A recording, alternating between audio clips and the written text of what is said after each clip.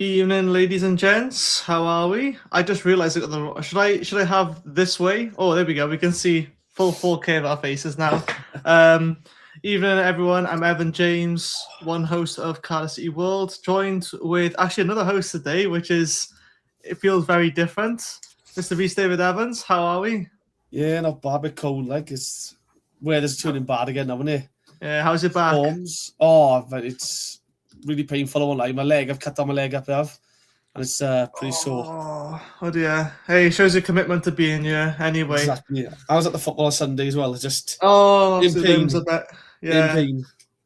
Hey, it is worth it, that screamer. Celebrate. It was a bit awkward because I just had to go. Yes, Yeah. we did it. I couldn't turn. I couldn't jump out. No. It was awful. But week of the Burnies, basically, holding my hands up to go, yay. Hey, the amount of times I've been eating a hot dog or some chips once we scored, and I just had to watch a screamer happen and just gonna go, yeah. And then that was about it. That's all you limited to. But you don't drop your chips. I think my best one, I had a pint of water. I did at Cardiff Swansea back in 2010. Shop was 94th minute winner, and the water was just went in the air. And some guy's shoulders like 4 rows in front of me. Oh no! Oh well, sounds like a him problem, doesn't it? Exactly.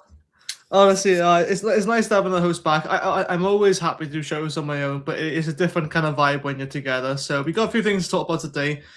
Now, I know on the face of it, right, these topics might seem like overly negative, and you might hear us get a bit negative about the club. But what I want to just say, just to sort of, as a disclaimer, and just to sort of, before everyone jumps to comments and starts going, oh, what are we doing? We're doing really well. We're top of the table. Yes, I know we're top of the table. Hypothetically, we're presenting different scenarios of what could happen, because if we're being realistic, right, we're only just halfway through the season now. There's a lot that can still change.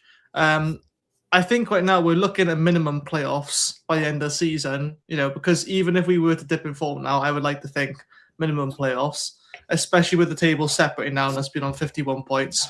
But you never know what could happen. So I thought, just as a little one-off, an interesting topic to dive into, not for the whole of today, but what possibly could derail Cardiff City's promotion push. I'll start with you, Reese, just to put you on the spot. What do you think is the number one thing? I know you spoke briefly before we went live. What do you think is the biggest sort of, I guess, worry or concern that could possibly derail us? For me, it's the fan base. I've seen how quick some of the fans have turned toxic. I mean, after Sunday, I've seen some posts on social media. That's not good enough, 1-0. Again, you don't get more points for winning 5-0 than you do 1-0. And some fans going off this, if we go up now, we're going to struggle, we've been relegation zone, it's not good enough. Thinking, just enjoy it. We've had so much shit for the last, how many years now? 3, 4 years, 5 years. Now we're actually enjoying it again. Just take a more enjoy it. There's no need to worry about next year or what's going to happen in 6 months' time. Just enjoy the now. My biggest worry is the fans. I mean, some of the groans I was hearing on Sunday, and I think a few people said it was booing on Wickham away, I think it was. I think that was for the ref. I hope it's for the ref. I hope it's for the ref. But again, I'm seeing posts on forums and stuff, this is not good enough, or this is boring, and this. I'm thinking, really, just calm down, enjoy it. You're winning games. What more do you want? I think the Wickham and the Wigan games are two very good points to bring up, because I thought, considering that Wigan were playing 10 at the back, I thought we executed our game plan exactly. And yes, we could have scored more. But towards the end, I heard a few groans of and fans urgently pushing us to bring the ball forward and score a second. But in the 80th minute, Wigan was sitting off us 10 behind the ball when we're 1-0 up. So why would you want to sort of, press and get another goal? If none of their players are pressing us, just pass around with your keeper at the back. It's not pretty by all means. But Wigan were clearly playing for the loss at that point, because they had no intention of pressing or, counter-attacking at that point. I mean, even when they got the ball counter-attacking, they put as few men forward as possible. And they only had one shot on goal, I think, the whole match. And I think it was on target, but Trott saved it. It was a good save. But maybe if we conceded that goal, it would be a slightly different story. But we still probably would have come away with a minimum of a point from that game, I think. I'm not sure what Ryan Lowe's game plan was for that. But I think the one concern for me so far, I think fan base, you are right about that. But I think, at the moment, I think, it's there's clearly a plan in place for what we're going to do for years to come. I know, obviously, enjoy the moment. I think for me, the issue is I still think we do lack a bit of depth, and we're only a couple of injuries away. I think Paul said in the chat, yeah, even mate, injuries would be a concern to key players. With Ruben Colwell, we managed really well. If anything, we've kind of excelled because other players have been forced to step up in his position. However, you look at two more key players. If we get injury to Bagan and Salek, I mean, first of all, who's gonna cover Bagan? Because are we gonna play NG at left back until he's fit? I mean, he does a job. He did the job last time, but before we seen NG play left back, and to me, really, he kind of suffers because you got a right-footed left back, and that doesn't always work. Sometimes it does, but for me, it's like I understand BBM's intention of keeping the squad morale high and keeping the togetherness tight. I don't know. I just think in January now we've got a chance of maybe covered a few potholes that are still kind of there. I'm not sure what your thoughts on that. I know what you're saying. Like, again, it's, you do get a key injury, you do worry. I think one of the best things about this side is that they're quite versatile. I mean, like last season, Rinomorta's not right back. Andy Rinomorta was not right back, but he did a fantastic job week in, week out. But he was uncomfortable playing right back, I think you could say. Look at this team, though. I think we've seen Kapaka go into midfield, go on the wing. We've seen Oshaw and Chambers can play the 6 if needed. They could play, I think Oshaw can play right back. I think he's already signed. Kapaka can play left back. NG can go into midfield. I think we've got such a versatile team. My only concerns, the two positions I am concerned about, though, is if Salek does get injured. Not because I don't think Robertson can do the job. I have full confidence in Robbo. It's just you've got to manage his minutes because of his injuries. But then I'm thinking you've got like Isaac Davis. You've got Kean who can play there. Kellerman, I think if we can keep him, can play there. I think we don't care. I just think you always want to add a sprinkle of quality in just in case. And I think you've just got to be wary of that. I mean, complacency is an issue. I mean, when you're winning games, you might get to the point you think, I'm not turning up today. I can just go 80% to win another game and go home. But I do think we got a right manager to stamp that out, really. So I'm not too worried about complacency, but I don't know. I just think we'd be fortunate with regards to injuries. I'm not too worried, but I think we're quite versatile. But again, you always want to strengthen. Even if you've got the best 11 in the world, you want another player on the bench, another one. You always want the more better players to get everyone going. Yeah. Do you think there's... What sort of side? Oh God, I pressed the wrong button then. What sort of side are you more on? Are you more on the side of keep it really compact and very few signings because you've got those versatile players, which are right? Or would you maybe have more comfort knowing that you had a few more bodies just in case? What if you had to pick one side? What sort of side are you more leaning towards? Oh, it's a tough one. It is. Yeah, there's pros and cons of both. Obviously, there's no right or wrong answer. I would like to sign one or two players just to add a bit of freshness in there as well and to give others a rest. I think that's needed because you don't want them to get, to March where it's the make or break time and the fatigue is kicked in, cramp in their legs after 30, 40 minutes and stuff like that. So I think we have to sign one or two in just to freshen up, make a squad rotation, I think. So I'd go for the side of bring someone in. I mean, it's the right character could add a lot to the team. I mean, the right character could be there for 5 or 6 years' time, and then others might move on in the summer. So it's the right character I think we needed as well. Yeah, I think as well, look at, now that we don't have any more cup games, I said that last night, now that we don't have any more cup games, we can kind of relax a bit in terms of, well, not relax, but you know what I mean? Like, we don't have to worry so much about tiring players out too much, albeit like the games are coming thick and fast twice a week. I think right now we've got a bit of a break because there's no midweek game. And also the fact that like we can afford for like some of the youngsters, the young youngsters, like Mafiko and Nyakua to go on loan. The issue is that it's all well and good because they were probably only going to be used for the cup anyway in the early cup stages. But now that you're probably thinking of 4 got on loan, I mean, Louis Giles and Will Spears have already gone out. If you think, Mafiko is probably going to go out somewhere to like Newport or somewhere like, and same with Nyakua, that's 4 players gone, albeit they've only really been used in very limited rotation. But you think like, if you could bring even just 2 players in both on loan, you think that would probably cover what them four could do collectively. If you think, not to be, make them seem as if they're not that good, but they're still very young. Like you think Will Spears and Louis Giles, right? If we just signed a full back, that covers that position as opposed to having two really young full backs. And then with Mafiko, traditionally he is a defensive midfielder, not a left back.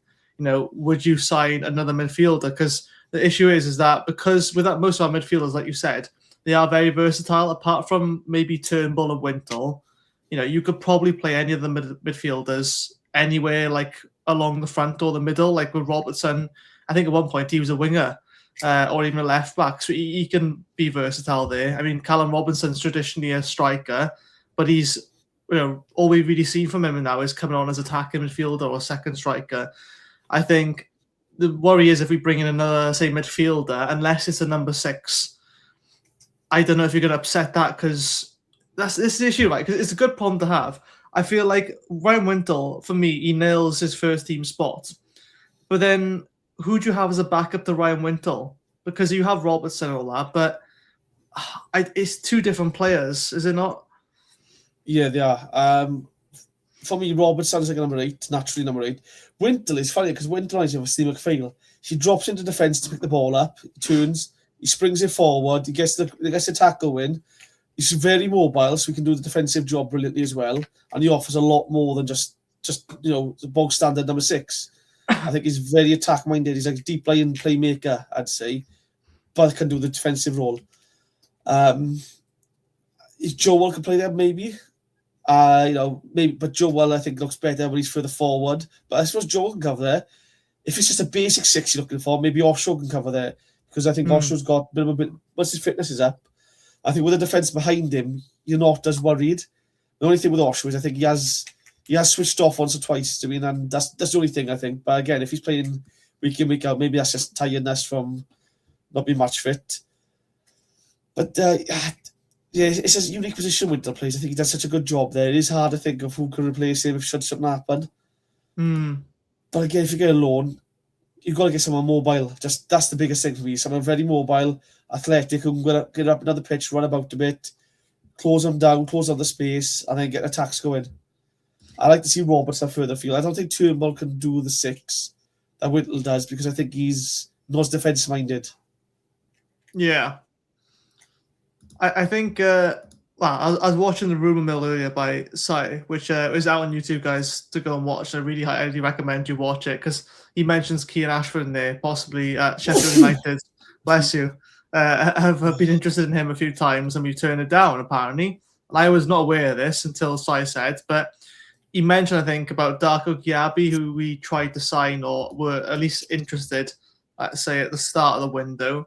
It never ended up manifesting. But you think now it's like maybe Brian Murphy looked at the squad we had at the time with Wintle playing everything and who else? Robertson, and thought we've actually got enough for number 6 options. I think that if we did sign Darko Gyabi back in the summer, someone's got to miss out there. And again, I think like you probably couldn't play Gyabi and Wintle because they're two proper number 6s, and I don't know if Darko Gyabi has the versatility as other players. And again, like you said, like with Osho could play in the number 6. I would still be interested to see him in the number 6. The only issue is with that is that again, another midfielder's got to be sit on the bench. But let's go to some comments. I don't know if you have any last points to add on there. Go on. Do you think so? I'm sure Darko Gyabi was signed by Hull in the summer. It might be. He signed a 3-year contract now, I believe. Oh, he's actually permanent, is it? Yeah, I believe it's a permanent deal. He's been playing from week in, week out. He scored the night as well, That's I think. right. Was it the week? Oh, did he? Yeah, I can't see him wanting to drop down to League One. I think if you're a championship club going in for him, it's a different kettle of fish then. But I don't think he'd come right now. But again, I think you're looking at... Well, we got Nathan Trott. Exactly. Again, Man City's got academy, Arsenal's academy. There's a great academies out there, and they want their players to go out and get first-team football. Now, when you're chasing promotion, that's a different kind of pressure to be in a mid-table team. And I think players develop better under certain pressures. So, if we say, look at the way we're playing football, look at how good our football style is, and, you all want to play the same way, we are playing the same way, let us borrow X, Y, and Z, And, you know, as long as we're not going to give him guarantee him game time, but if he shows us he can do something, he can get some minutes with us. And, you know, we can thrive under that. I think that's how we're going to approach it now. Exactly, I think so too, mate. Let's see who's here this evening. Evening, Ian, evening, Halftime Oranges, McCange. That's me, never mind. Paul, Jonathan. So JT, evening, Graham, got it. Always regular shit. I tell you what, the one thing we have, not just Cardiff City, but Cardiff City World has a very loyal fan base, I will say. And pretty much everyone's a member here as well, which is great to see. So here's the answer. You don't even need to go you don't even need to go live. They run out of Carlin in the stadium, so Rob hulks out and destroys the whole of Leckwith looking for a pint. What do you think? Brilliant. Halftime Oranges. Go on, sorry, go on. No, it's just got to reading this as all. Go on. Yeah. Halftime Oranges, the self-implosion of the fan base if we have a dip in form, lose players in the transfer window, speculation around BBM and the end of season, or we find out Reece is a secret. I don't know. I didn't see that comment before I read it out. I just read it as I went. So I don't think.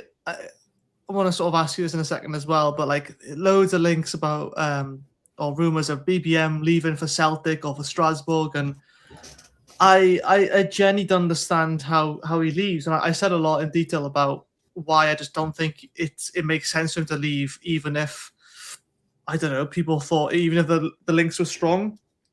It's because like why, especially as someone who's focused on developing youth players, why would you want to, get involved in this 3-year deal or project, and then all of a sudden now you're linked to other clubs and think, oh, well, I'm just going to go somewhere else, because that's all the progress you've lost. You've wasted all of 6 months or whatever. And, to be fair, he came in on short notice as well. Like, to me, that's just like almost like a waste, because the chances are if you do like a Rob Edwards and go to Wolves, like you end up probably not lasting a third of the time as you did preparing for the last club.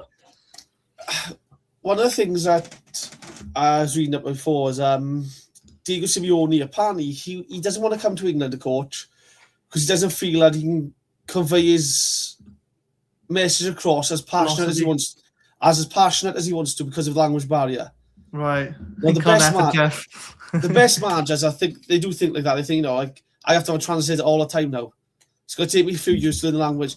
And there might be, again, I know they've gone for Gary O'Neill, I think they have now, but it's a case of I'm building something here. It's a chance to get a promotion to my name.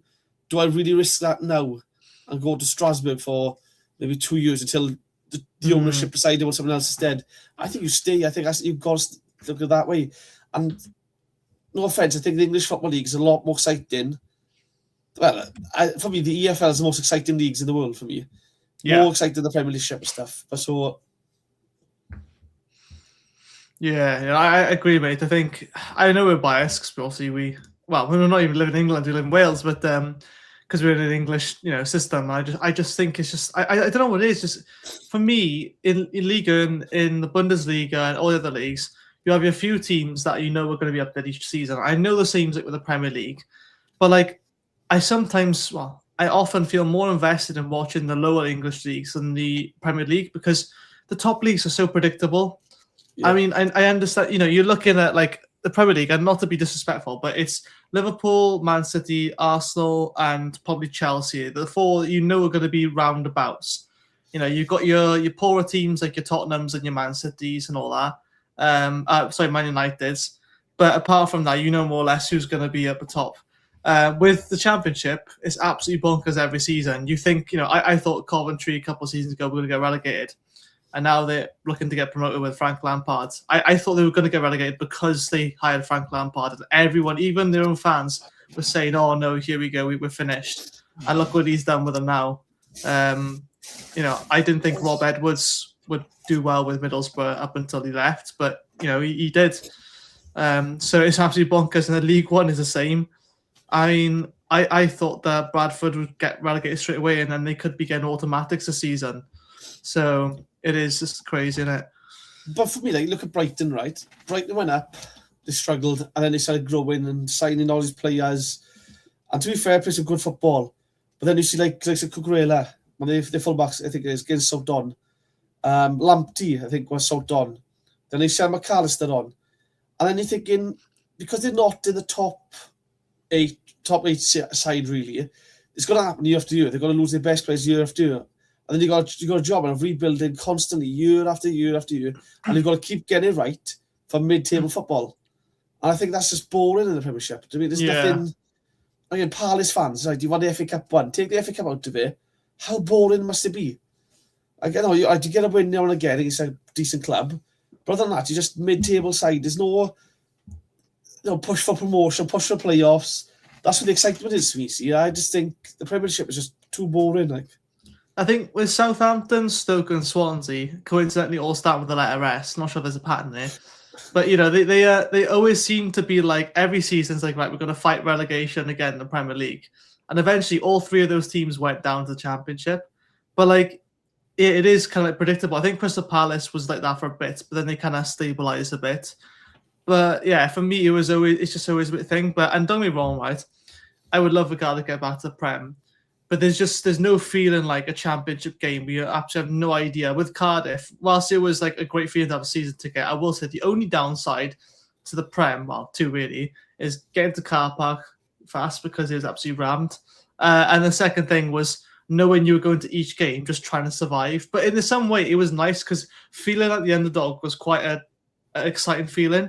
Because when we give it a good go, we give it a good go against Newcastle, against Arsenal, and I remember the boiling hot days. And we had good chances there, and it was like no one had any confidence in us to even get a point, if we're being honest, right? And if it weren't for the Chelsea game, Brighton would have gone down and we would have stayed up.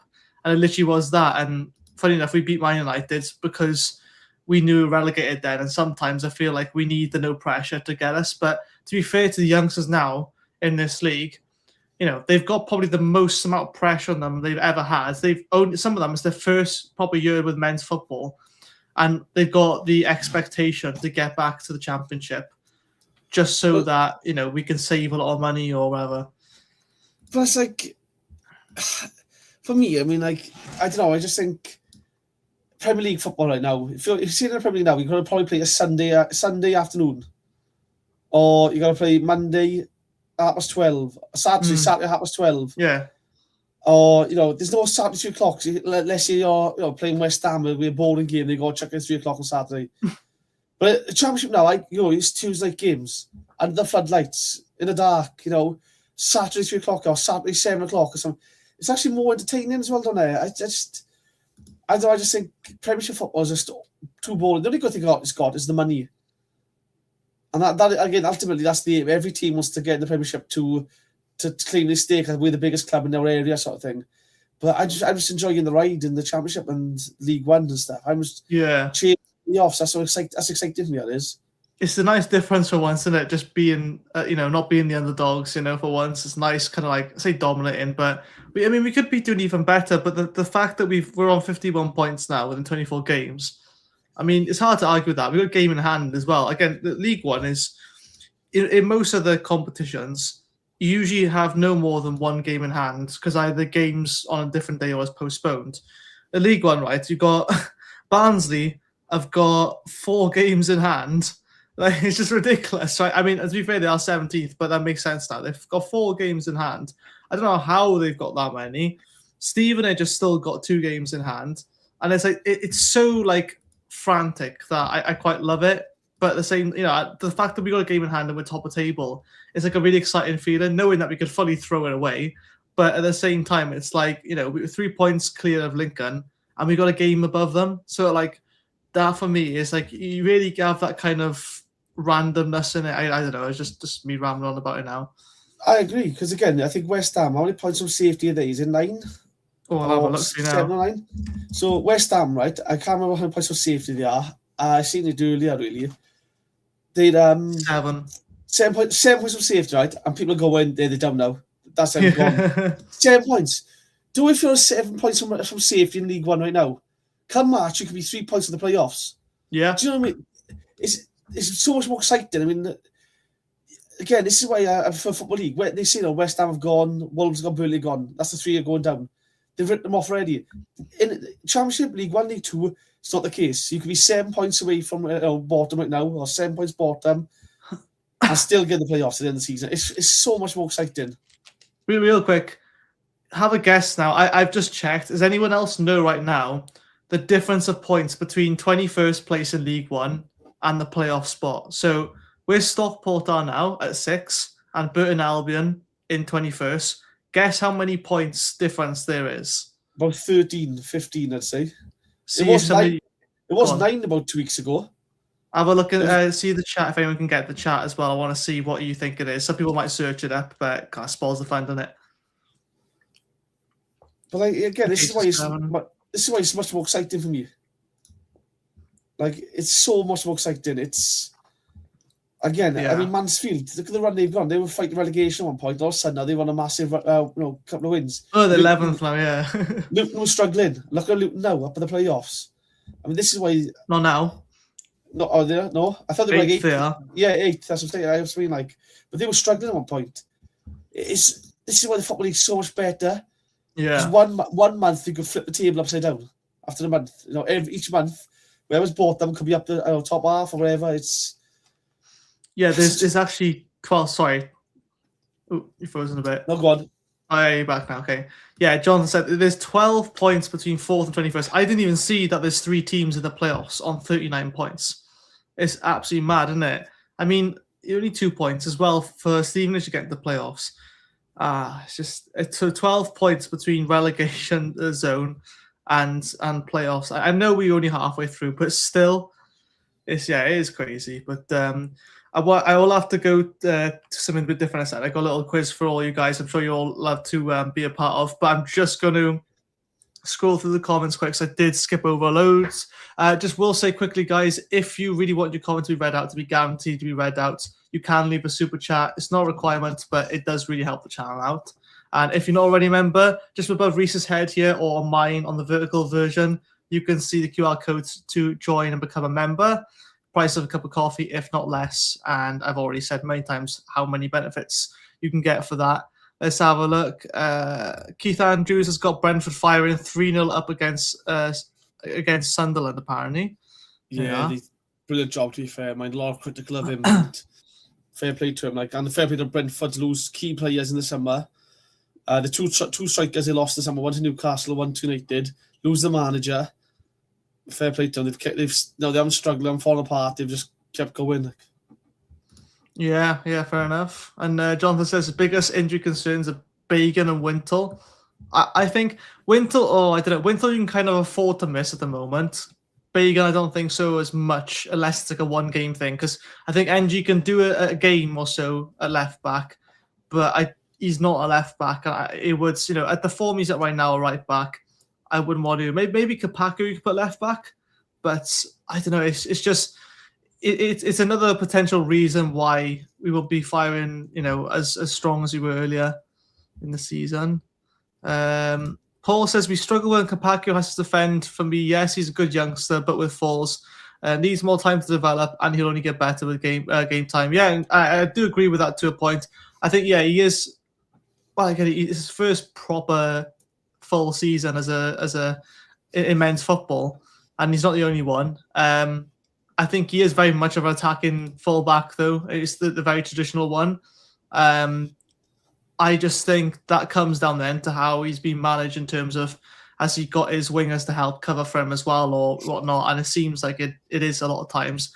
I think we do struggle a bit with pace, though, at the back when he's not on, because whilst NG I think is quite skillful, he hasn't got as much pace as say Kapaku has. Even Bagan, I wouldn't say he's the fastest, but a lot of times you see him overlapping, inverting, and I do like it, but it just makes me a bit worried sometimes as if, for example, Bagan was to lose the ball or someone else. We're leaving ourselves very exposed, and luckily in League One we get away with it. In the Championship, maybe not so much, but again, like I say, this is all a learning season, and it's probably League One's the best place to do it in, as opposed to trying to learn all this in the Championship, because in the Championship you aren't given as much of a chance to do this. I mean, let's be honest, if a manager like BBM tried to start implementing this in the Championship, I mean, we all saw with Bullet it didn't really work, trying to play heavy possession. There's right and wrong ways to do the same tactic, I think. I think the way BBM is more Pep-esque, I think, if you look at it. It's more possession with a purpose, I'd say. Whereas Bullets was more possession just to hold on for as long as we could. There was a lot of hold on to the ball, but no movement ahead of him. There was no movement, no risk taken, no space to try and exploit. There's no space looking for it. But I think it's a different kind of possession based that BBM plays, I'd say. Yeah, I agree with that, honestly. Don't see the point in Ashford going to a championship club if we go up. Yeah, I mean, but then again, you look at it, it's like, there's different levels of championship clubs. So there's newly relegated clubs. But if it's the case of going to somewhere like Sheffield United, I don't think it's worth it personally, especially the form they started off this season. Hang on a second. People say is a members club stays a members club. Apologies if I've leaked that, but it was on YouTube. So yeah, it was free on YouTube. I seen it this morning. Yeah, so obviously it's been published. I know it was put out early. So I said it's put out early on the Patreon, but I think it's out now anyway. I won't say any more than just to make sure, but I'm pretty sure it is out now on the channel. Again, I can't remember because I didn't go because some people did it through the YouTube to get the membership. I actually went through Patreon, so it wouldn't just. I don't know. Anyway, I won't say no more. Just to be on the safe side. But guys, got me sweating now. Yeah, it's 12 points. I see it caught up now. Rotherham have gone from mid-table to bottom. Exeter have gone up from bottom 4 with a few good results. Yeah, where are they to now? Yeah, they're 14th. I mean, I thought Exeter would do quite poor, but it seems like they've done a lot better recently. There's just to reply to John there, he did say a bit earlier that he's only gone on loan to Hull. Hull actually signed him on a free transfer in the summer on a 3-year deal with a option for a further 1 year deal. So he's got a Hull on a permanent Let's have a look. Barnsley have had games called off internationals and weather and not bothered booking them back until after January when they can make signings. I don't know, is that out of their control, though, to do stuff like that? Or do they have the option to choose when they want it rescheduled? I don't know if teams do have the choice. I think it's got to be done all through the EFL, or I don't know. I thought it's through the EFL, because they got to check for when the opposition in the FA Cup and other cups as well. And they have to have enough break, not backlog games. However, things like this are going to benefit us. As long as our games keep going ahead and others get called off, all of a sudden, come March, we'll be playing Saturday, and teams will be playing Saturday, Tuesday, Sunday, Wednesday, Saturday, and it's going to be like that for them. It's going to kill any momentum for the teams then. It's more pressure for them as well, if you think about it. It's like they've got all these games to catch up on, and especially, they can have their signings, but the thing is now they've got no time to adjust. Once that window closes, they've got to ride out for the rest of the season, and when they've got all these games coming thick and fast, and like you said, we're not having as many, we've got a lot more time to prepare, and who's to say that the January window is going to be good anyway, so... But I told you to see my Walsall. The same thing happened to them last year. They've been posting about all the players being recalled from their loan parent clubs. They've lost about 5 or 6 players. I think I've seen that was absolutely wild. So it's bonkers. Right, I'm gonna head on to the next part of the show, guys. Please feel free to join along at home. Reese, when we start this, I'm gonna ask you to hide the comments just to make it a bit more interesting. Yeah, that's fine. Guys, I will say I put this together in it took me about an hour and a half or so. Yeah, I know it took that long because I'm not good at using technology despite being the generation for it. So yeah, I'll share my screen, but I will sort of give you a bit of help throughout the way as well because I'm not sure how we're going to do this. I will say I did test this with ChatGPT to see if we can guess the answers, and it really struggled, but that's because they don't know the recent of the club. It's not updated. So don't worry, it will be all right. But I'll give you hints and everything. I can't see the screen now. Let's see if I can see. You can see the screen, Reese? Yes, you guessed the link, it says. Here we are. Okay, so it's basically who am I? But at the end, there's a little bit of a link between all the answers. So how it works is this is an example question. So you get presented with 3 images or 3 clues. If you guess the player or manager who's played or managed for Cardiff City within 1 clue, you get 5 points. Right. If you guess the player or manager within 2 clues, you get 3 points.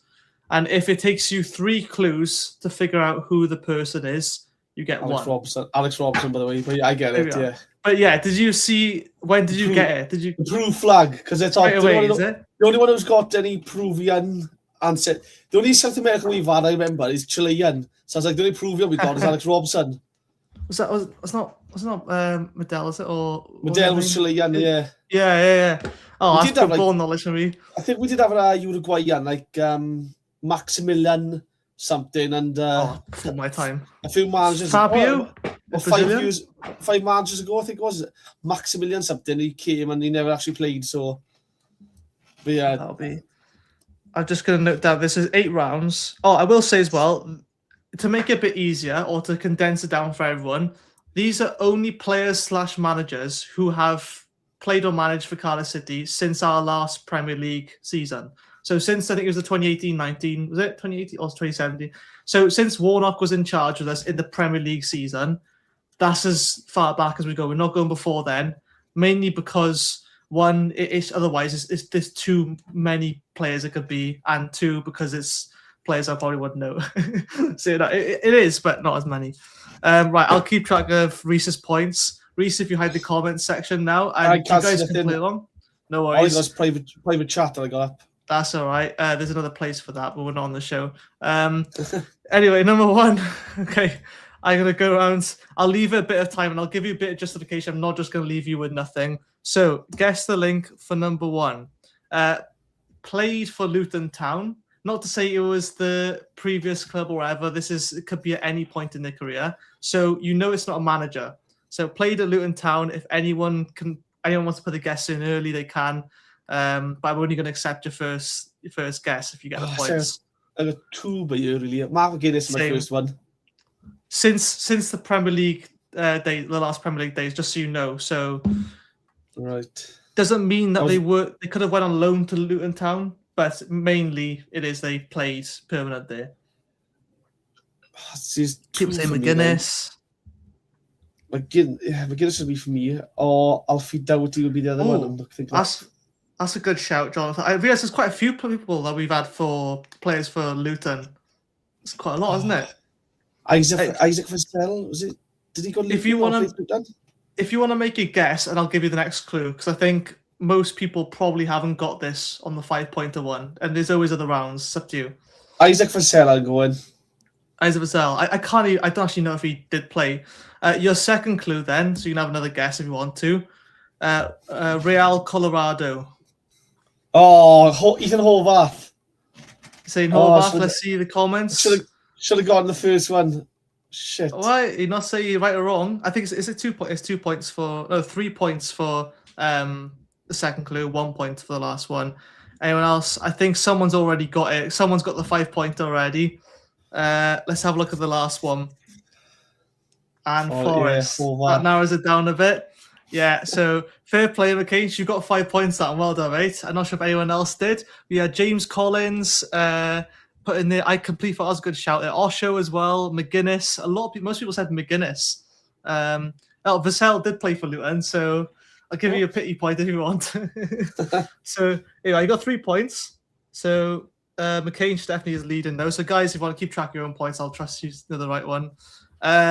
Everton. So played for Everton. Ooh. This could be again since the Premier League days, the last Premier League days. It's a second guess. Does it include the Premier League days, or is it just after them? It includes the season we played. So Victor Camarasa was playing. Oman Yas. Okay. Straight, yeah. Straight. Okay. I don't want to say anything, so give it away straight away if I say it. Got Nias in the comments as well. Okay, just going with you. Nias. I'll give it a couple seconds. I know it's a bit delayed. Conor McCallany, was he? McCallany or something. Yeah. McCallany. Since the 2018? Yeah, 2018-19 season, wasn't it? Because we went back down and then so Darwin Nunes, and Gerrard. The second clue. This might throw a bit of a curveball. I see the first clue. I could have chosen a different club, but you would have got it straight away, so I had to change it. So you got Nias your first guess. Is there anyone else for your second? This is a real curveball, isn't it? Was that Tunisia or? It's Morocco. Morocco, is it? Oh, Africa. I will say this player has dual nationalities, so he's not just Moroccan. But if I say the one, you will get it. Majority of his career, he's played in a European league, but that's probably just confused people really. No one's got it so far. I will say in the comments. I said that, Jonathan has just got it. Fair play to you. So I've kind of spoiled it. Moroccan. Just let me know when you want to go the next clue or have a guess. We've got 8 rounds this. Dual nationality, you said, was it? So he originally was a different nationality, but I think because he's been in Morocco for long enough, he's gained citizenship, I'm pretty sure. Right.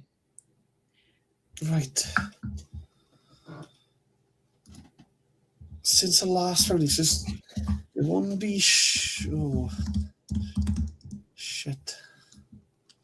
I just need to check something real quick.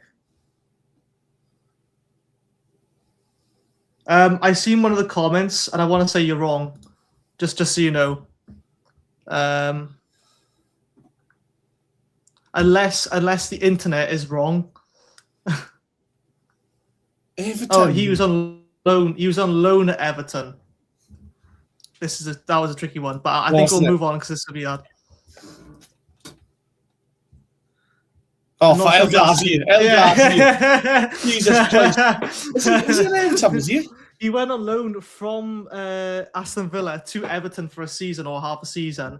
That was the very hard one. I thought, but that's why I went with that. I could have gone with Ajax, but you would have, or Rotterdam, but you probably would have got it straight. But I thought I'd check a different nationality in. His third nationality is the offside flag, but he's Dutch. He is. So, yes, he's Dutch. I thought he was Dutch and Egyptian or something. Does he? No, he's Moroccan, half Dutch, half Moroccan. But yeah, fair play to who got that one again. Who got it? Was it Jonathan? I think, yeah, as soon as I said no one's got it, Jonathan said El Ghazi, and just fair play to John and everyone else. That was a really hard one, to be fair. They're not in any order of difficulty. Third round, let's go. So this player or manager has been linked to Sol Bamba at some point. And I specifically chose this image, not in him in the Cardiff City shirt, for a reason. But again, this is a tricky one. It's a player or manager. Oh, see, there's 3 spring to mind straight away. Anyone in the comments, let me know as well. And it's gonna be a trick. It's gonna be a trick one, see this, because BBM will be the obvious one. But I'm gonna say Sabri Lamouchi because he was his number 2. Sabri Lamouchi, I'm saying. See, Jonathan said BBM straight away, same as you. Ian says Lamouchi. I'm saving your guess, so you could potentially get 5 points. The second one, I'm not sure if this gives you more confidence or not. Lamouchi. Oh, Paul says Equilimanga. That's interesting. Actually, that's a decent shout. And this one. Does that sort of... Sabri Lamouchi for you, I see. Anyone else remember famous saying? I think it's time to panic. That's my favourite. Oh, the QUE. Well done, you got 5 points on that one. That's your first 5 point. Hey, that was a difficult one, mind, without context. I really should Sol Bamba straight away. I'm glad I held off. That's the little wild card. I did that on purpose because I wanted to sort of pay my respects to him and all that because what a play, honestly. And to be fair, Sol Bamba he knew everybody. To be fair, he knew like my music tutor and everything. Just he had time for everyone. So yeah, the networks with him because he helped out with Lamouchi. But as we all know, probably round 4. This is where it gets a bit interesting. Again, I can say something. Okay, this person is a forward. No one's gonna probably guess this in the first clue, but what I will say is that someone has already mentioned his name in a previous round, whether it's you or a commenter. So the comments have already got it, but have you got it? African forward. If I mention this in the ass, is the only African forward I mentioned. Does this help you or put you off a bit more? To be fair, man, I don't think he was that close, was he? And he played in the Premier League days. You always hit the post. Fair play. Yeah, well done. I'll give you another 5 points for that. Different Kanga. I don't think Kanga ever got that close, but I don't think he was Senegalese, but or Senegal, whatever the nationality is. So you got 5 points again. So you're currently on 14 points, if I can do maths. Round 5. I forget which ones are which now. I haven't done these. Okay, so I know this one. This person originally, or one of his first clubs, was Paris Saint-Germain. I did not know this. This is complete bizarre knowledge, right? But he is also a forward. oh, that changes then because If you need, I will give you another hint in a sec, but I'll let you think a second because. That's interesting. Ian and Jonathan said the same thing straight away. I mean, and since the Warnock era, try to think now. Graham will come back to that comment, don't worry. Sorry, Kaba. Try to think who've had us forwards. There's a French connection, then. So somewhat a French sort of connection. Is that Slavic? He does have some links to France, yeah, in terms of nationality as well. I think what strikes me since Warnock was in the Premier League. So he does speak French. Sorry, Kaba. Sorry, Kaba. So I think of. I can't imagine he was PSG though. I highly doubt he was at PSG at all. Let's have a look. Does this help at all or not? I've said this in a few podcasts and described this player almost like a football mannequin. Statuesque. Statuesque. I think someone's kind of. Oh no, I'm not gonna say that yet. I'm gonna hold off on it. Bowler. French connection. He's a forward, and he wasn't really known for his mobility, let's say. Didn't always get heavily involved, but I think he was given enough time to score a few goals. He did never score. He had one good shot against, let's just say, a team that we don't really like. Oh, sorry, Kanga. Wilfred Kanga. At least said Gary Medina, and it's just statuesque and didn't do nothing. Does that confirm it for you? Kanga, yeah. Oh, yeah. Because Ian, he was from his first club, Paris Saint-Germain. I was shocked. I looked back on his transfer history. Yeah, Kanga hit the floor if he fell over. That's why I laughed at it. I didn't read it out because you literally mentioned Kanga's name before this round began. So well done. You have 3 points there. We got 3 more rounds. Is this 10? Sorry if I'm putting you on edge, but I just didn't realize he had any links with PSG. I mean, no, that's why I have to give extra hints because I was like, "There's no way he's going to know it now." I just realised that. But fair play to someone said good on. But yeah, someone said Tete and Mate. 2 people said Mate straight away, which is interesting. I don't know if he has. Maybe he came. I'm not sure. Irish connections. Now, Christ. I will say. Oh, I won't say that yet. What can I say? So Let's just say Republic of Ireland. Are we saying is it not Northern Ireland? Republic of Ireland. Yeah, this is not the Ivory Coast side. This is Republic of Ireland. So it's not Sol Bamba. Let's just say his personality was quite out there, and it was quite well known about he was very blunt and straightforward. You know, people around him let's just say he had his few people that got on with him, and that was it, really. So he's quite a strong personality.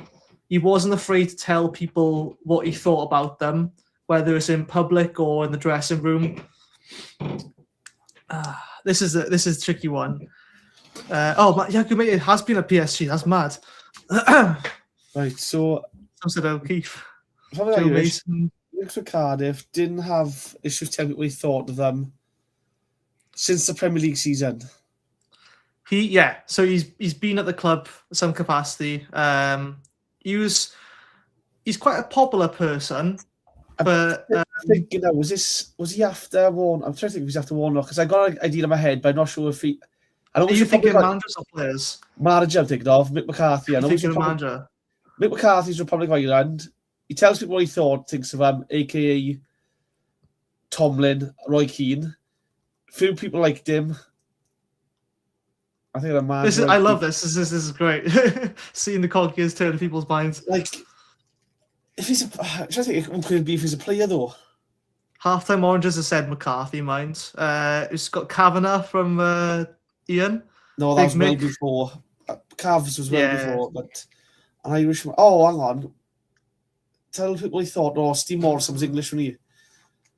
I will say, I'm pretty sure this person is Irish, but it's not like exclusive to the fact that he is Irish. He could have like managed or played for Ireland. You know what I mean? Like, because nowadays, Christ, you can play for 3 different teams if you want to. If you're Alex Robertson, so it could be Ken Chu then.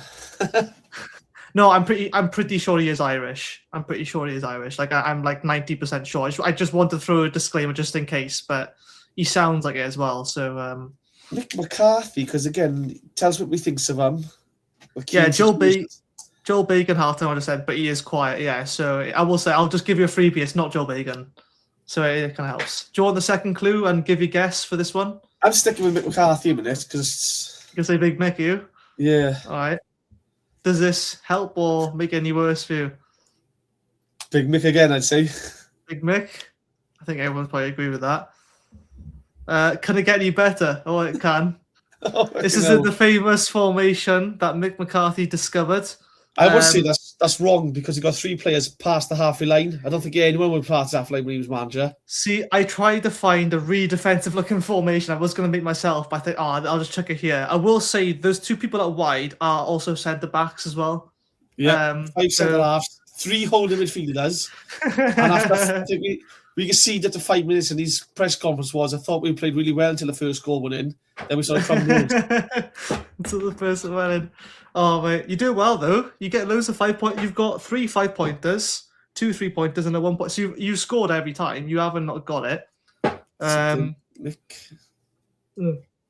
2 more rounds to go.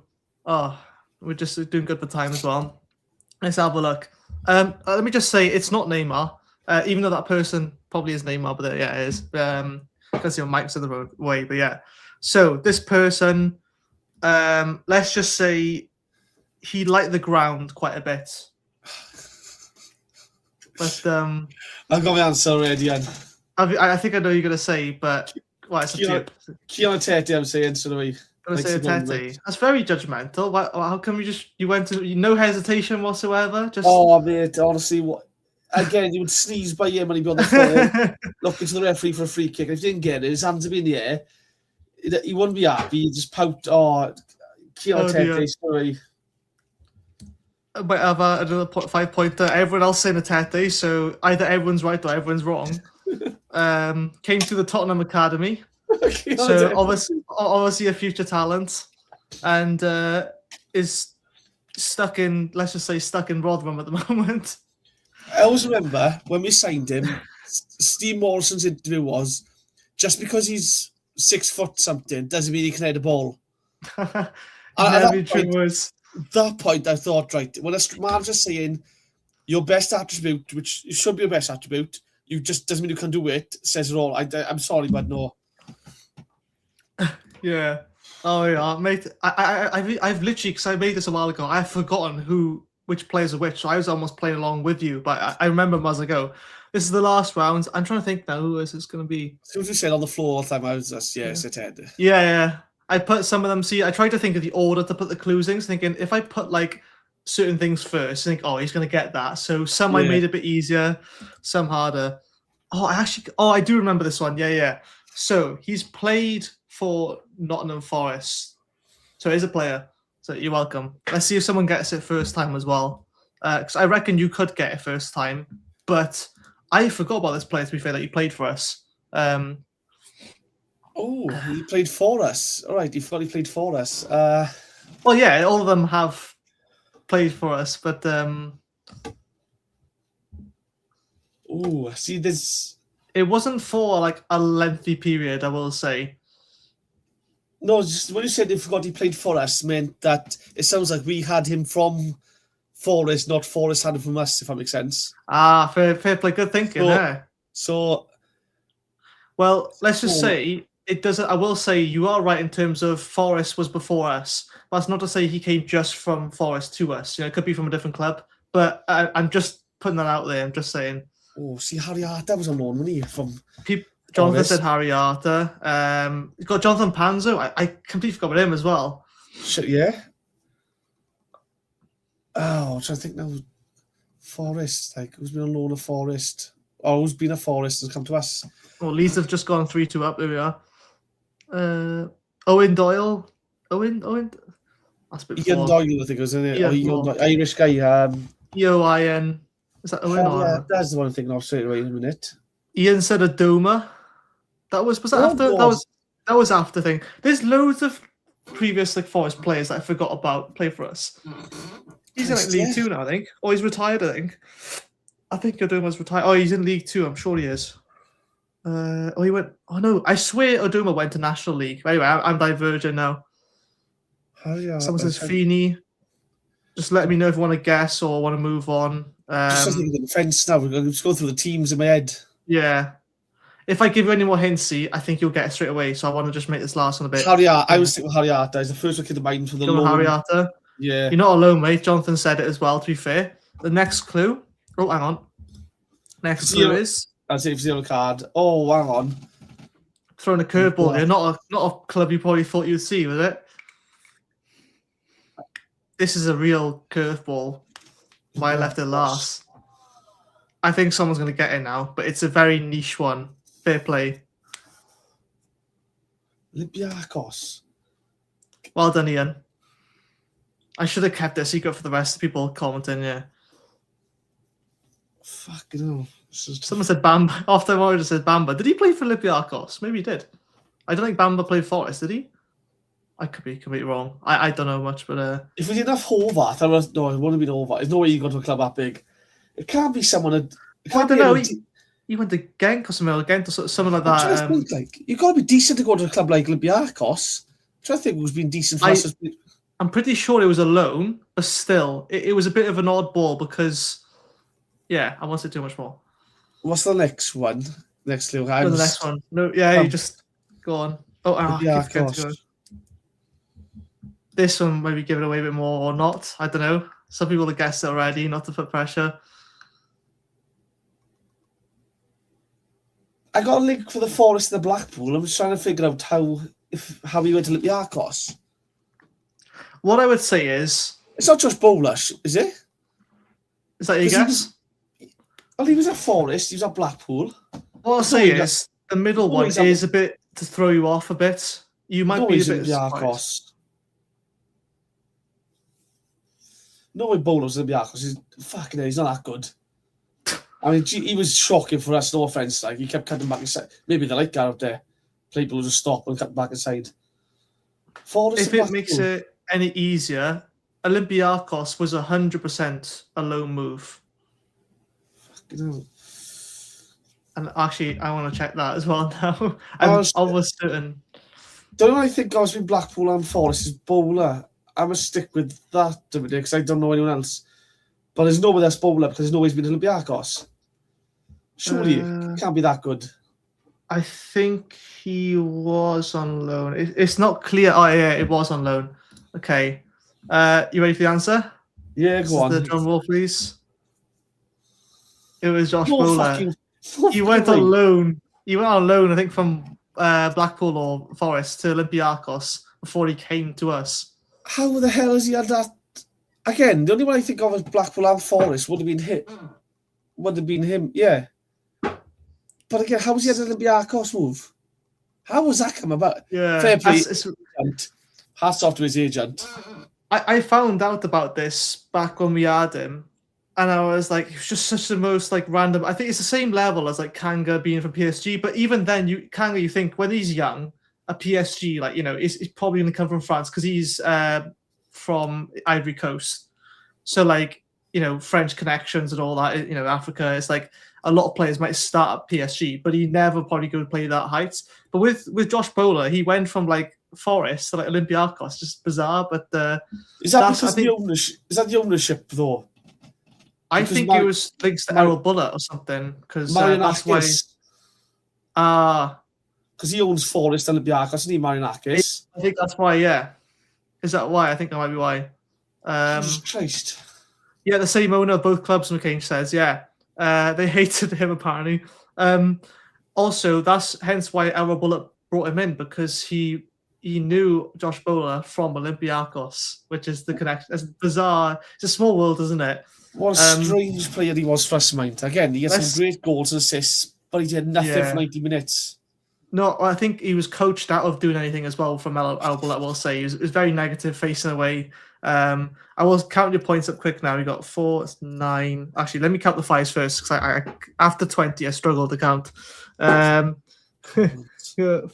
10, 15, 20. So you got 4 5-pointers. So 23, 26, 27. You got 28 out of 40. That's pretty good. It's over halfway. That's pretty shit, but that is. No. Hey, to be fair, with 3 images, whatever, it's hard. Now, I've got one more question for you. Yeah, go on.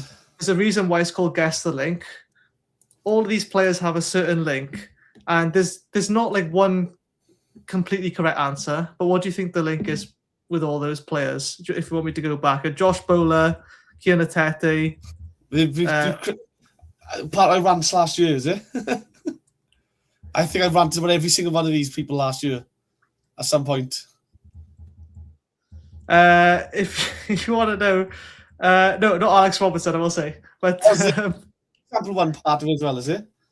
Alex Robertson was just the example sort of thing. So Right. He wasn't part of the niche, but it's basically all like players or managers who were quote unquote failed projects. So even the likes of Sabri Lamucci, who kept us up, he was essentially a failed project in a lot of people's eyes, and what we talked about a lot, because of the fact that he couldn't stay at the club because what he wanted was too far outside of the budget, let's just say. And so it's basically a lot of people that you have ranted about in the last 2 seasons. Owen Niasse, not so much, but I remember you saying a lot, like you said, he tried his best, but he'd always always hit the post. And funny enough, in this little thing we did now, you had your own little Reese rants about them as well. So fair play. But Johnson said they all flopped. Guess the link flop edition, but no. That was let me just sort of stop. To be fair, mind the link. I could have said the link is they all got linked to Cardiff City. To be fair, this was very poorly prepared. Fun, actually. I really enjoyed that. I didn't enjoy watch you suffering, like trying to think of who it was, but that's why I was giving you clues, because there's no way if I said nothing, you might have got maybe 2 of them, and same with everyone else, like Alex Robertson, obviously, but that didn't need no introduction. But like, good, was. My favorite one was the El Ghazi one. And as soon as you saw the offside flag, I thought I was going to have to justify myself. You didn't even need anything else. I didn't realize he was Moroccan. I didn't know he played for Everton. I know he was at Villa. I had no idea he was at Everton. I actually one of the few people that actually knew that he played for Everton. I followed him for a bit before on YouTube, not in person, but so it's just a bit odd. Like I thought the strangest one to me is the Kanga one. I will be honest. PSG makes some sense now, but I don't know. I was going to put Dynamo Zagreb in there, but that would have been a bit thing now. He's gone somewhere else now as well. I think he's gone to, is it Genk or something, or back in Belgium? Jesus, I can't remember. Yeah. His agent's another one who's working hard for him, isn't he? I don't understand. But the reason I put the mannequin is because I myself said that, you should have a statue of him outside, not because he's done something great, but because he is one. But I know I don't be too thin, because at the end of the day, they were players that just didn't work out, or managers, And to be fair, I think Sabri is probably the one exception, I would say, because I think he kept us up when we really just could have easily gone down. I think him bringing in Sori Cabrin was the best thing. But even he said he had no idea who he was, or something like that. No, I think he was said. Mark Hudson, I believe, was the one who's done the Sori Cabrin deal. Yeah. He said he'd lined him up for a while, and he was doing his best to persuade the club to get him, and he was let go in January. Sori and Sabri came in. Yeah, it's crazy. Yeah. I genuinely have thought, PSG for Kanga's wild. Olympiacos for Bowler is wild. It is crazy. Cabba's in Belgium now, apparently. Oh, you can get the coins back up if you want to. I don't know. Probably out of, but Reece rant won't narrow it down. What does that mean? To be fair, Sony rants probably, they just... Oh, no, I love it. It's fun. It's a bit of laugh. Like I say, we never take it personally or that serious. It's just a bit of fun. And, you know, you've got to be able to laugh at some of this stuff as well. Because at the end of the day, right, these are players and managers who wanted to do the best of the club. It just didn't work out. And I was going to do a different one, like a who am I of like guess the sort of player. And I was going to make one about like Danish strikers because it seems like we never had much luck until Salah come in. But yeah, I don't know, mind you say that. Ken Zaho was... Zaho was all right, to be fair. He was very unorthodox. And I got 8 million for him somehow. I don't know how we got 8 million for him, but... Huh? For Zaho? Yeah, I think it was some... Is it Reading or West Brom? £8 million, yeah. No, that's crazy. Yeah, we pulled the one on I was going back down to the Championship we sold him, wasn't it? I think it was, yeah. We had always sold him and he went for 8 million. He did absolutely nothing for him. Yeah. That's crazy. I remember scoring. Who was it against? He scored the last minute winner, or one of the. He was towards the end, wasn't it? Yeah. Slapped away. Oh, remember that? Just give it a false hope, didn't it? That maybe we can stay up. Just a little bit of false hope, like kills you, and when you go and lose a week later, like. I say, like, he was such a. I say weird, but like, he's an orthodox kind of like dribbler as well, like because you could tell clearly as a whole wasn't really like a dribbler like Hoylett was. But like he would kind of like he would do bits for us. I think that would go like people want to appreciate him for. Like he did score a few goals. He's just such a very odd sort of running style. I think who else is like that? I think Willock is a similar sort of thing as well. He dribbles with the side of his foot a lot and he sort of drags the ball. But like he's so even though he's not that quick, his reaction speed's so quick and he's so skillful and like he's got a good drop of the shoulder and it shows that obviously pace and everything. But the only thing with me with Willock is the fact that I just think that every time he cuts inside, he can do away a lot more. And again, like he turned Matt McGuinness inside out and that against Luton, didn't he, at the start of the season? But you know, I think if you look back, all right, I think any other club would have gone. We'd love Zaho. Any other club would have loved Zaho that period. I think it says a lot about Cardiff fans that we loved Callum Patterson more because of his work ethic. Callum Patterson's doing bits now in MK Dons. Yeah, with Mendes Langs with him. But is he? We love Patterson more because of the work rate and off the ball stuff he did. I think that's why. I think that's why we have Cardiff's special club. We prefer players who run through brick walls and the fancy, flashy stuff. I mean, we see it once in a while, and it is lovely to watch now and again. But when you got someone who like Patterson who runs non-stop through, that's what you want. That's what the fans. No, that's what they engage with more like. Callum Patterson, undoubtedly my top 5 players of Cardiff City. He's up there, probably along with Wits and. I off the top of my head, I couldn't think right now, but Callum Patterson's definitely makes top 5 for me. Just literally what you said is just the sheer work rate, and just one time when one of the opposition players were trying to delay him from taking a throw in, he just absolutely bulldozed him out of the way, and the ref didn't even give a card or nothing for it because even the ref I think was getting fed up of them time wasting. I think we still lost that game. I think it was a championship, but like just absolute like no nonsense. It doesn't matter where he played, you can play in goals as well. Like he just give it everything. And I think NG's only really been the recent example for that. But Pato, when you hear the stories, like, he's the kind of player you want in every dressing room. He's one that lifts morale. Like he's the Kevin McNaughton of the new generation, in my opinion.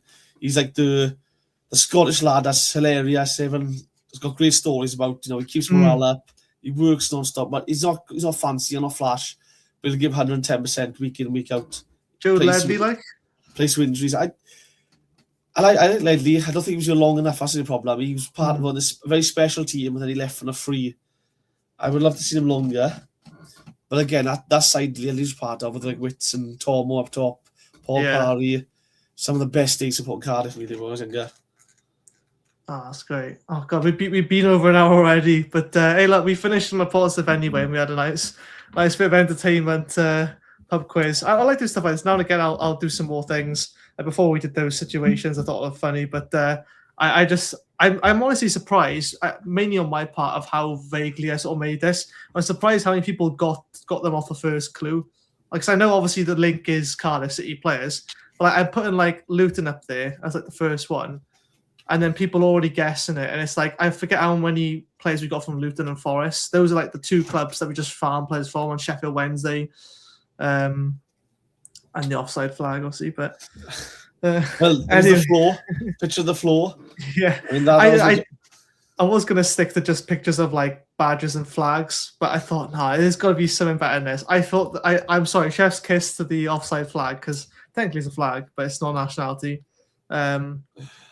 We should make it one. But anyway, I'm going to leave it there. Thanks so much for joining me. In the comments as well, like, you know, it's great to get you interacting as well. I like to do stuff like this because, you know, it's a Wednesday. It's like nothing really happens special on a Wednesday, so do that. But Reece, thank you for joining me as well. Loved it, but cheers. Awesome. I hope your back heals up a bit better now as well. Yeah, and, should be fine now by next week, I'm hoping. Yeah. Just don't fall again in it. Exactly. There we are. Thanks guys all for joining. I'll see you all soon. Rascal Beats. For your Caesar. Cardiff City ride with me for your Caesar.